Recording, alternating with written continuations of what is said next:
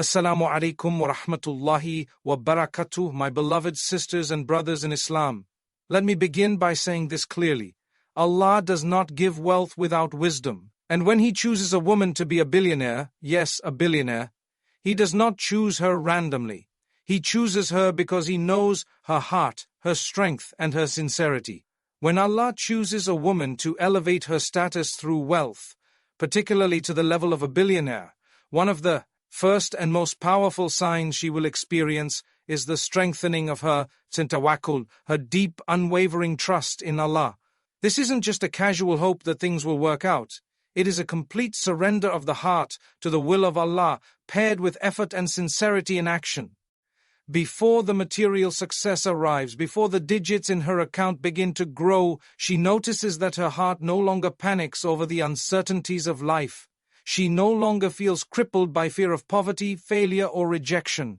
Instead, she begins to feel a calmness in her soul, a peace in her chest, even when things around her are not ideal. This is not ordinary.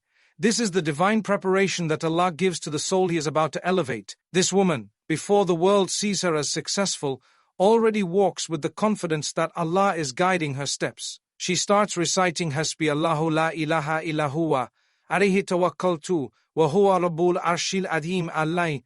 Allah is sufficient. For me, there is no deity but Him. Upon Him I rely, and He is the Lord of the mighty throne.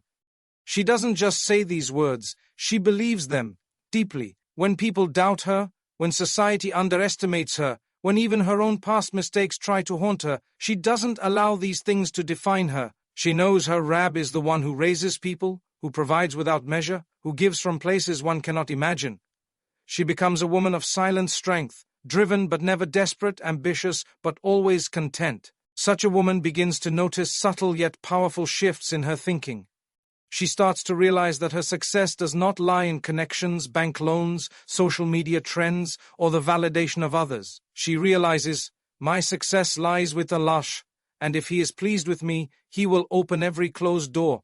This trust becomes the fuel for her hard work. She doesn't stop trying. She becomes more disciplined, more strategic, and more professional. But her heart is never tied to the outcome.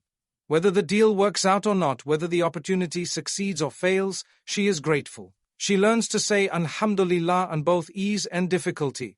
This tawakkul makes her bold in good ways.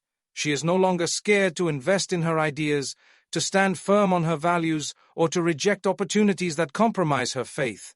She refuses haram contracts, turns down unethical deals, and still walks away with confidence, trusting that what is written for her will never miss her. And this confidence is not arrogance. It's spiritual clarity. The more she relies on Allah, the less she relies on the dunya. And the more detached she becomes from the illusions of wealth, the more Allah brings it closer to her.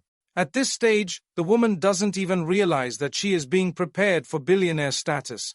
She is focused on pleasing Allah. Her dua becomes more sincere, more detailed. She asks Allah not just for money, but for barakah in her wealth.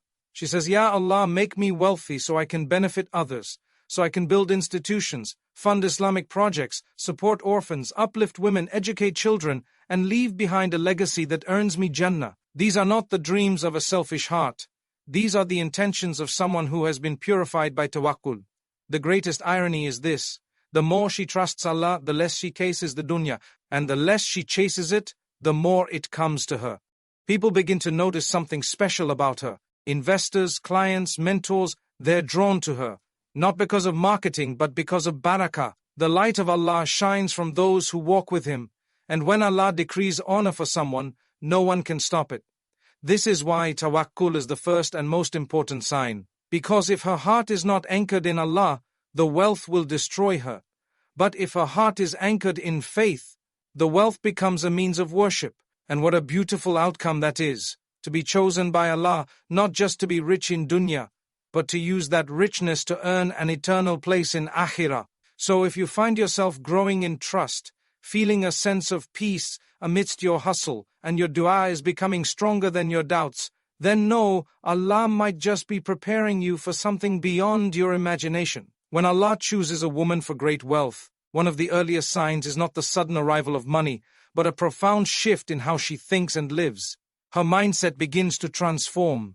She no longer dreams only of comfort and luxury for herself. She starts to think in terms of a purpose, its impact, and end a legacy. The way she looks at wealth becomes mature and spiritually grounded. This shift doesn't happen overnight. It is the result of internal growth, pain, reflection, and divine guidance. Allah begins to expand her heart before He expands her bank account, and in that heart He plants the seed of sincere intention. She starts asking herself questions that few people ask at the beginning of their financial journey. She begins to ask, if Allah gives me this wealth, what will I do with it? Who will benefit? How will I use it for the pleasure of my Rabb? Her thoughts move away from materialism and toward meaning. This is not the usual way the world trains people to think. Society teaches people to chase more followers, more money, more recognition. But this woman begins to detach from that illusion. She is no longer impressed by how much money someone has, but by how wisely and selflessly it is used. Even before she sees significant results, she begins to plan like someone who has already arrived. She starts studying how to manage money in a halal way. She learns about Islamic finance, zakat, ethical investing, sadaqah jariyah, and the importance of being just in business dealings. She is careful not to cross the lines of halal and haram, even when no one is watching. Because in her mind, this wealth is a trust, not a trophy. She doesn't see it as something that defines her worth, but something that will reflect her values. This is a high level of thinking, and it is a clear sign that Allah is preparing her soul to handle success with integrity. She no longer fantasizes about being rich just so she can travel the world or wear designer clothes. She may still enjoy those blessings, but her focus is far deeper. She thinks about how she can build schools for girls in villages where education is scarce. She imagines funding wells in drought-stricken lands. She dreams of building a masjid in her parents' name, supporting widows, creating scholarships for Muslim youth, and backing projects that spread the light of Islam. Her ambitions are grand, but they are not selfish. They are not fueled by ego, but by Iman. At this stage, people might not understand her. Some may mock her big dreams. Others may say she's too idealistic. But she stays firm, because her thinking is no longer tied to people's approval. It is tied to Allah's acceptance. She surrounds herself with reminders of her purpose. She follows stories of the women around the Prophet, like Khadija, who was a wealthy, powerful businesswoman, but used her resources to support the Prophet and the Dawah. She reflects on how these women lived with dignity, humility, and in service. They didn't seek fame, they sought Jannah, and that becomes her compass. Another sign of this purpose-driven mindset is that she starts acting like a leader. She becomes more responsible in her habits. She wakes up early, she plans her day, she controls her tongue, she avoids gossip, and she becomes very careful with how she spends her time. Because she understands that time is wealth, and if she can't manage small things, she won't be trusted with big things.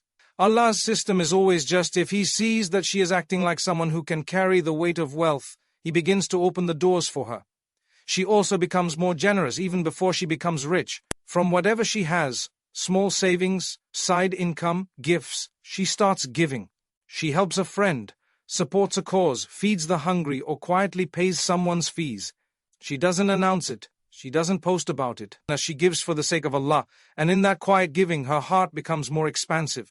The Prophet said charity does not decrease wealth, and she begins to see that. Every time she gives, something better comes back. Not always in money, but in peace, opportunities, barakah, and clarity. This mental shift from pride to purpose, from ego to intention, is one of the clearest signs that Allah is preparing her for something extraordinary. While others chase the dunya and lose themselves in it, she is being shaped to build the dunya for akhirah. Her goals are no longer to impress the world, but to please the one who created it. That is true success, and that is the kind of thinking that precedes divine elevation. Before Allah grants great wealth to a woman, especially to the level of a billionaire, He first tests her to see if her heart is ready to carry the weight of that responsibility. This is a divine rule embedded in the life of every person whom Allah chooses for greatness.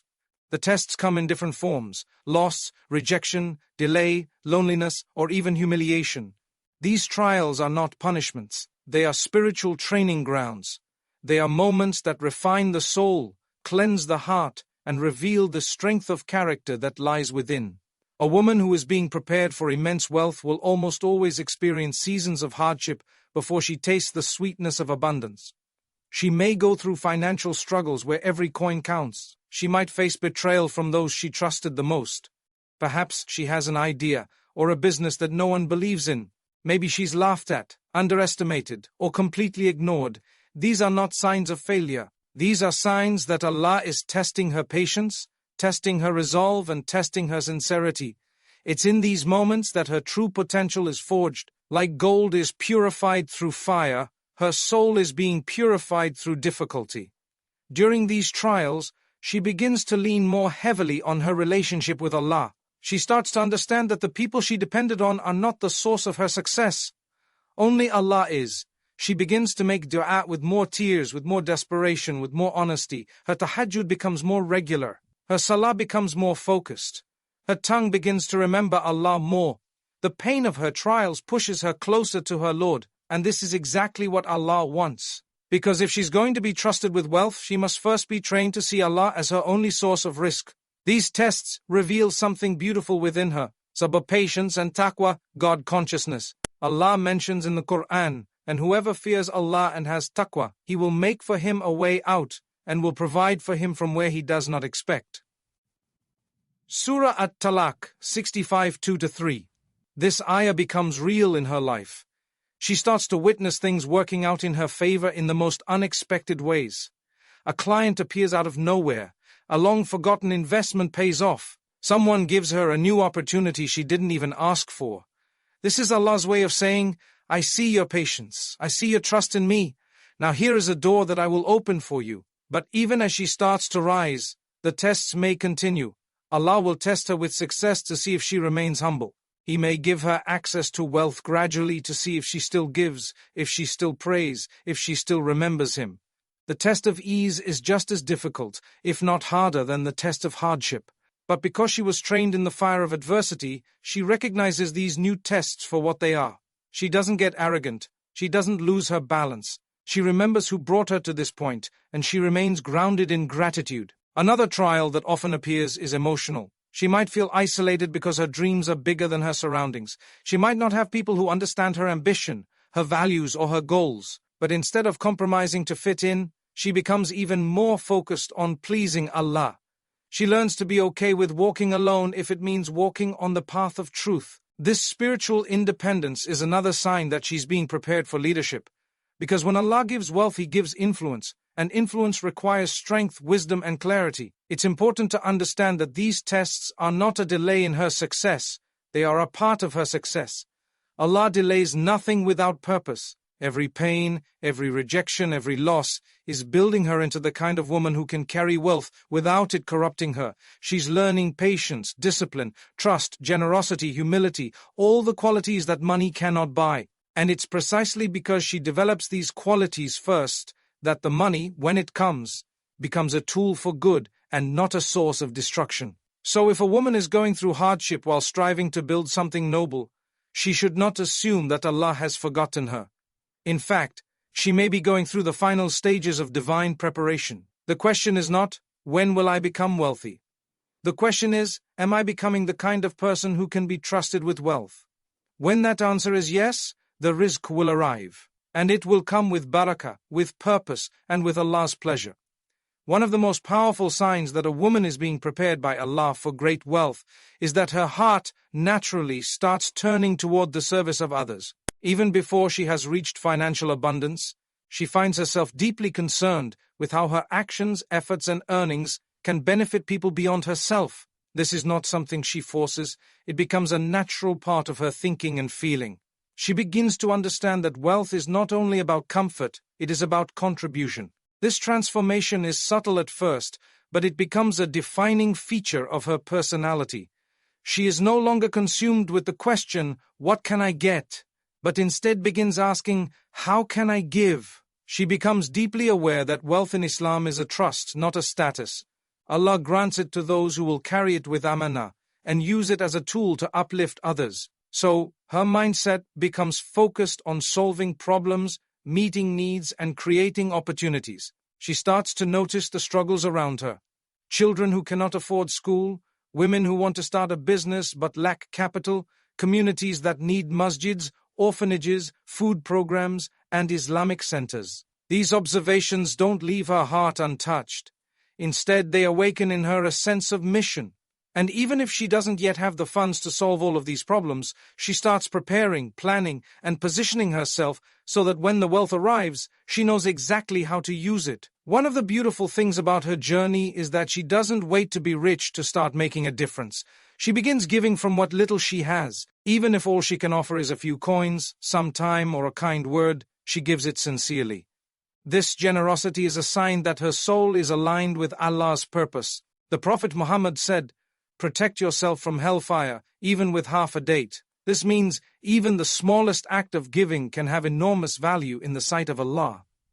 And this woman understands that deeply. Her giving is not for show, not for fame, not for tax deductions. It is for the sake of Allah. And because of this sincerity, her small acts begin to attract divine barakah. She also starts to dream of building something lasting, something that outlives her. Maybe it's a school, a foundation, a scholarship fund, a business that provides jobs, or a digital platform that spreads Islamic knowledge. She envisions her wealth creating an sadaqah jariyah, ongoing charity that continues to benefit her even after she passes away. Her dreams are not small because she knows she serves a Lord who is Al-Ghani, the most rich, and Al-Karim, the most generous. She no longer limits her thinking to her bank balance, she thinks according to the vastness of Allah's capabilities, and this opens doors she never thought possible. People around her begin to feel the effects of her compassion. She uplifts other women, not competes with them. She shares knowledge freely. She mentors others who are trying to find their path. When someone is struggling, she helps without waiting to be asked. This kind of behavior is not common in a world driven by self-interest, but it is exactly the behavior that attracts Allah's help and mercy. The Prophet said, Allah is helping the servant as long as the servant is helping his brother. So the more she gives, the more doors Allah opens for her. Even her business, if she has one, starts to take a shape that reflects her desire to serve. She builds her brand around integrity, fairness, and benefit. She doesn't cut corners or cheat people. She pays her employees properly, ensures ethical practices, and avoids anything that goes against Islamic principles. Because she knows that the success she is seeking must be pure if it is to carry true barakah. And she knows that real wealth is not in the number of zeros in her account, but in the number of lives improved through her efforts. As her financial blessings begin to grow, she continues to give, quietly, consistently, and generously, and this becomes her path to even more. Allah says in the Quran, whatever you spend of good, He will replace it. She begins to see this reality. Every time she helps someone, something better returns to her. A new opportunity, a new connection, a moment of peace, or guidance in a difficult decision. These are not coincidences. They are divine responses to her sincere acts of service. So when a woman finds herself becoming more compassionate, more generous, and more focused on using wealth to uplift others, she should recognize that this is a powerful sign. Allah does not grant influence and abundance to those who will hoard it. He grants it to those who will share it with the intention of pleasing Him. And when that intention is pure, the wealth that follows becomes a source of light in both this world and the next. When Allah prepares a woman for great wealth, one of the most remarkable signs she experiences is a profound sense of contentment long before the material riches arrive. This contentment, known in Arabic as chankana'a, is not laziness or lack of ambition. Rather, it is a deep inner peace that comes from knowing that everything she has and everything she lacks is by the perfect will and wisdom of Allah. Her heart stops racing after the world. She stops comparing her life to others. Her soul begins to rest in the belief that if something is written for her, it will reach her. And if it is not, no amount of chasing will bring it. This spiritual stillness becomes the foundation upon which Allah begins to build her material success. Contentment is a sign that her priorities are being purified. While the world teaches her to feel empty until she has more clothes, more status, more followers, Allah teaches her to feel full with what He has already provided. She begins to look around at her life and sees blessings where she once saw gaps. She thanks Allah for her home, her family, her health, her deen, even if she has only a little. She praises Him for the barakah in that little. This attitude opens the doors of the unseen. Gratitude is a magnet for more. Allah says in the Quran, if you are grateful, I will surely increase you. This promise is not vague. It is a law of divine generosity. Because she is content, she no longer makes decisions from a place of desperation. She is not trying to prove anything to the world. She's not building her career or business to compete with anyone or to impress society. Her drive comes from within, from her connection with Allah and her desire to serve something greater than herself. She begins to work with focus, patience, and dignity. And because her soul is calm, her judgment becomes clearer. She doesn't rush into bad deals. She doesn't compromise her values for a quick win. She chooses the path that is clean, even if it is slower. And this clean path, blessed by her content heart, ends up taking her farther than she imagined. One of the hidden powers of contentment is that it blocks the whisperings of shaitan. The enemy loves to plant feelings of inadequacy. You're not enough, you don't have enough. Look at her life, look at his success.